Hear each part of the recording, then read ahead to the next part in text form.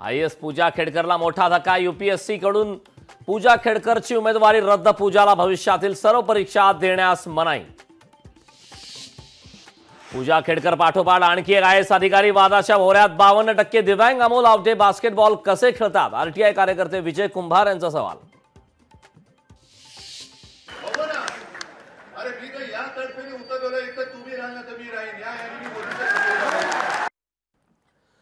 सर्व सहन करून जिद्दीनं उभा राहिलो इथे प्रचाराला याच उरली सुरलेली गुरमी उतरवतो। उद्धव ठाकरेंचं थेट देवेंद्र फडणवीसांना आव्हान।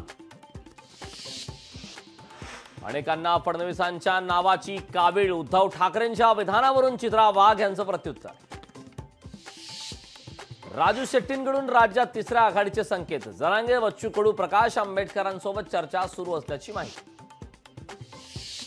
विधानसभेला सर्व 288 जागा लढण्यावर जरांगे ठाम। आंबेडकरांनी गरीब गरजवंत मराठ्यांच्या बाजूने उभं राहावं। जरांगे यांचं प्रकाश आंबेडकरांना आवाहन।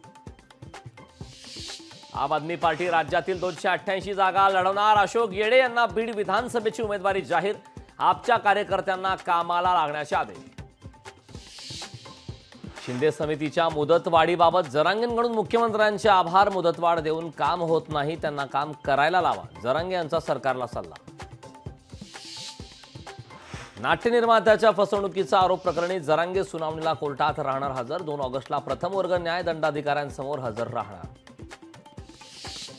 नितीन गडकरींचं केंद्रीय अर्थमंत्र्यांना पत्र। मेडिकल इन्शुरन्स प्लॅनवरील GST काढून टाकण्याची पत्राद्वारे मागणी। मंत्री निर्मला सीतारामन काय निर्णय घेणार याकडे लक्ष।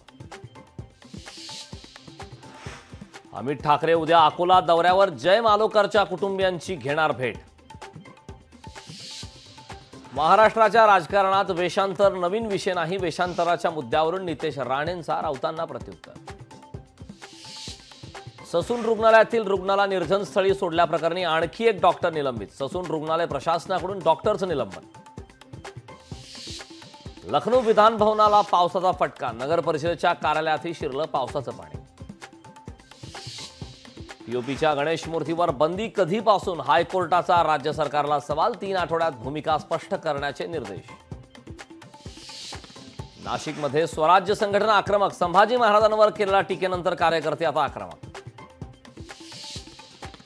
मुंबईतील ब्रिटिशकालीन सायन पुलाचा शेवटचा दिवस। मध्यरात्रीपासून सायन पूल वाहतुकीसाठी होणार बंद। पूल बंद झाल्यानंतर मुंबईत वाहतूक कोंडीची शक्यता।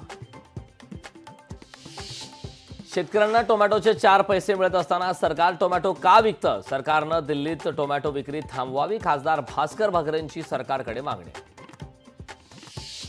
रत्नागिरी जिल्ह्यातील 43 धरणं 100% भरली। जुलै महिन्यातच 75% धरण ओव्हरफ्लो। लोकशाही मराठी ऐका, पहा, जागरूक रहा।